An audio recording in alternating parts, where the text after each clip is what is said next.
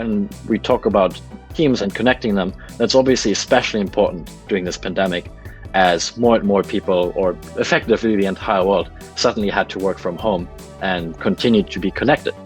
And as you all probably know, I'm sure most of you have felt it every day, I certainly do, doing this is really hard, right? So first of all, your workforce is distributed. They're working from lots of different locations. They have to connect with a VPN, which might break or might be slow. Then sometimes there might be people outside of the company, right? Contractors, maybe interns or companies that are acquired, third parties in general, that have to access your internal resources. And doing this is really hard when you just want it to be fast and work.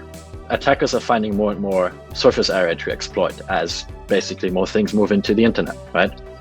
And there's kind of three major priorities that we've seen as sort of people have left the building, so to speak. So the first one is obviously security, right? Like if people are using their own laptops from home or basically no longer using the network perimeter opposed on them by being physically in the office and things like that, security is definitely a big issue and big concern for many companies.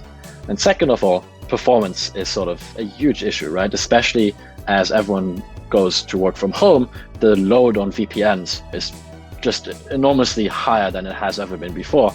And it's really hard in many instances to scale this up rapidly. So effectively, the VPNs are struggling to support not just latency sensitive applications, but just in general, the strain on the network. And then finally, cost is another issue, right? On one hand, you want to rapidly scale up your infrastructure because otherwise you just can't work anymore.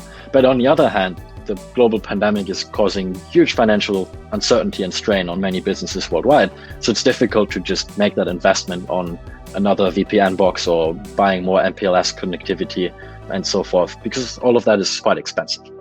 So we've seen all of these problems from the connecting team side and making sure that in the face of remote work, everyone is able to stay connected and work effectively from home.